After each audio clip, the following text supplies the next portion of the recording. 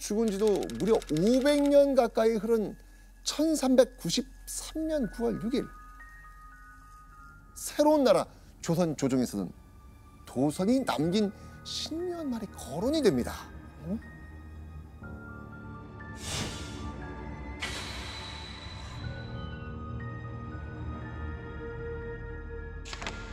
도선이 말하되 송도는 500년 터이다. 더구나 왕씨의 제사가 끊어진 땅이라 하였습니다. 와. 자, 일단 송도가 어딘가요? 송도 인천. 아, 저는 이건 줄 알았어요. 도선이 말하되 송도는 국제도시입니다. 이건 송도 국제도시 아니죠? 네. 귀여워. 송도는 고려의 수도 개경을 네. 가리키던 또 다른 지명입니다. 자, 송도라 불렸던 고려의 수도 개경은 500년 동안만 도읍지로 이용될 것이요. 고려 왕조의 맥이 끊어질 땅이라는 겁니다. 이와 같은 얘기를 꺼낸 것은요, 바로 서운관의 관원들이었습니다. 서운관 관원들이 이 도선의 예언을 언급한 이유, 바로 새 도읍지로 삼을 만한 좋은 땅을 골라야 한다라고 주장하기 위해서였습니다. 그렇게 태조 이성계는 계룡산, 무악, 한양 여기를 후보로 두고요. 새 도읍지에 적합한 곳을 정하도록 하죠. 그 과정에서 무악을 둘러보던 태조는 서운관, 관원관 이런 대화를 나누기도 합니다. 이곳 무악은 도읍지로 어떠한가? 풍수지리로 보아 여기는 도읍이 될 수 없습니다. 그럼 어디가 좋겠나? 신은 알지 못하겠습니다. 응? 아니 이게 서운관이 되어 모른다니 이게 말이 되느냐? 너는 개경의 기운이 쇠했다는 그런 말 듣지 못했느냐?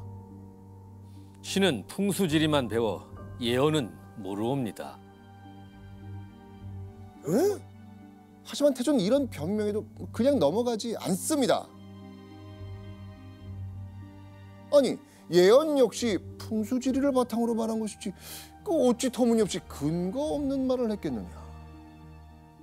태조가 예언을 허무맹랑한 유언벼가 아닌 신뢰할 만한 사상으로 생각하고 깊이 받아들였다는 그 일화가 되는 것이죠.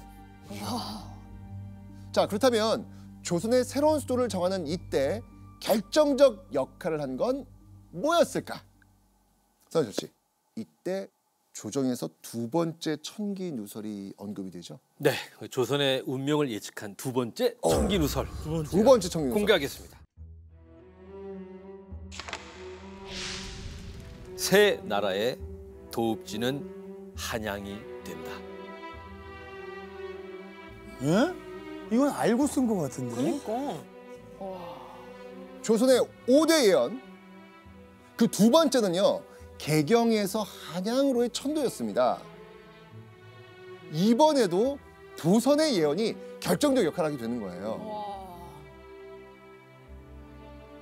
도선 비기에 이르기를 서쪽에 공암이 있고 또 단서가 새겨진 석벽에 있다 했는데 마침내 붉은 글씨를 인왕동 돌 위에서 찾아 수도 건립의 논의를 정하였던 것이다. 와 잠깐만. 인왕이면 인왕? 인왕산 아니에요? 있는데. 맞습니다. 인왕산. 그러니까 이 모든 조건을 충족하는 장소가 바로 한양의 인왕산이었다는 것이죠. 결국 도선이 남긴 두 번째 천기 누설에 따라서 새 나라 조선의 도읍지가 한양으로 결정이 됐던 것이죠. 자, 근데 교수님 사실 이 도선 비기가 도선이 남긴 기록이 아닐 수도 있다면서요? 잠깐만. 이러면 안 되는데. 제가 봤을 때는 이성계가 남겼습니다. 이러면 안 돼요. 너무 잘 맞췄잖아요, 도선 비기. 이러면 안 되는데. 너무 기대가 차 있는 것 같은데요. 네. 맞습니다. 도선비기 외에도 네. 옥룡기, 답상가, 이렇게 도선이 남겼다고 하는 예언서들이 굉장히 많습니다. 그런데 그 중에서 현존하는 것들은 없는데요. 아마도 후대의 누군가가 자신의 목적을 이루기 위해서 유명한 승려인 도선의 이름에 빗대어서 이 예언들을 제공했다고 보입니다.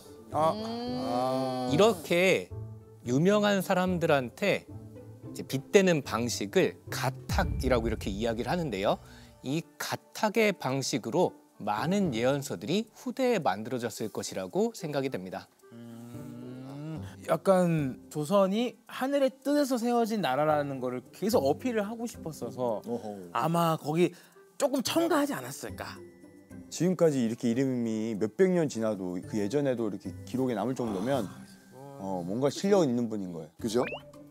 분명한 건 이름을 빌렸을 뿐 조선의 예언은 분명히 존재했다는 겁니다. 자, 내용은 물론 저자마저 이 베일에 쌓인 미스터리한 조선의 예언서. 자, 그런데 조선이 건국된 지 25년이 지난 1417년 이 예언서를 보는 시선이 180도 달라집니다. 이제부터 서울과 외방에 사사로이 간직하고 있는 요망하고 허탄한 글은 오는 무술년 정월까지 하나여 자수하여 바쳐서 역시 불살라 없애게 하라. 와, 요망한 것이 됐네요. 또 왕은 이렇게 덧붙입니다. 만약 정해진 기한까지 예언서를 바치지 않는 백성이 있다면 그것을 고발해 처벌받게 하라. 그리고 적발된 백성의 재산은 고발한 사람에게 상으로 주라고까지 합니다. 이 조선의 예언서를 부정한 이 왕의 정체. 예언을 굳게 믿고 이용하던 태종 이성계의 아들 태종 이방원이었습니다. 자, 그런데요. 태종은 대체 왜 이런 명령을 내렸을까요? 태종 이방. 자, 그 이유를 알기 위해서는요. 태종이 명령을 내리기 약 10년여 전 설현이라는 승려가 벌였던 사건을 좀 살펴봐야 됩니다.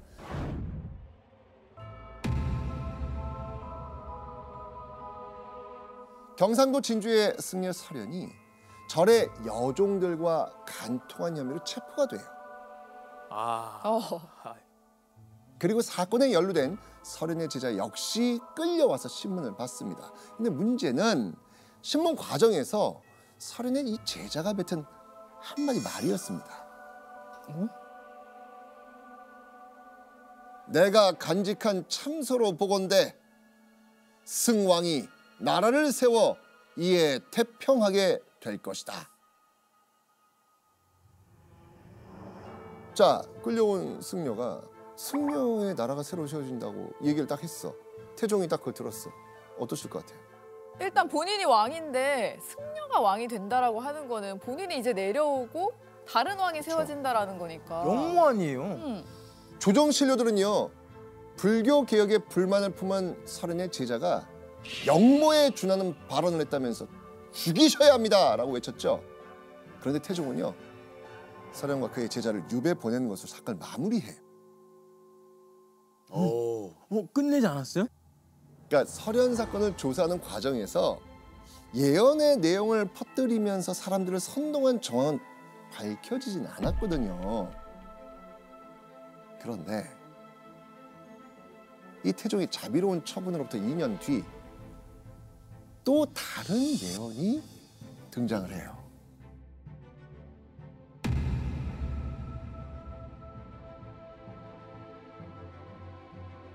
이 씨의 사직은 30년 기업뿐이라. 아버지 태조가 조선을 건국한 지 16년이 지난 이때 앞으로 10여 년 뒤면 이 시황조가 끝나네요. 몰락한다는 의미예요. 와. 근데 저희는 미래를 알잖아요. 근데 네. 그렇지 않았잖아요. 그죠? 그러니까요. 근데 이 당시로 한번 가보자고요. 이 내용이 적혀있던 예언서는 이명이라는 인물이 갖고 있었는데요. 이번에 이명은 예언서를 소지하고 있었을 뿐만 아니고요. 이 무도한 내용의 예언을 적극적으로 퍼뜨리면서 사람들을 선동하기까지 한 겁니다. 야, 근데 심했네. 심했어요. 당연히 이명은 차명을 선고받았고요. 관련자들 역시 유배되거나 곤장형을 받습니다. 그리고 이후 태종은요, 이런 예언서들에 대한 부정적인 생각들을 밝히기 시작해요. 옛날부터 나는 이 예언서를 믿을 수 없었다. 부왕 태조의 창업은 천명과 인심의 바탕을 둔 것이지 예언 때문이 아니다.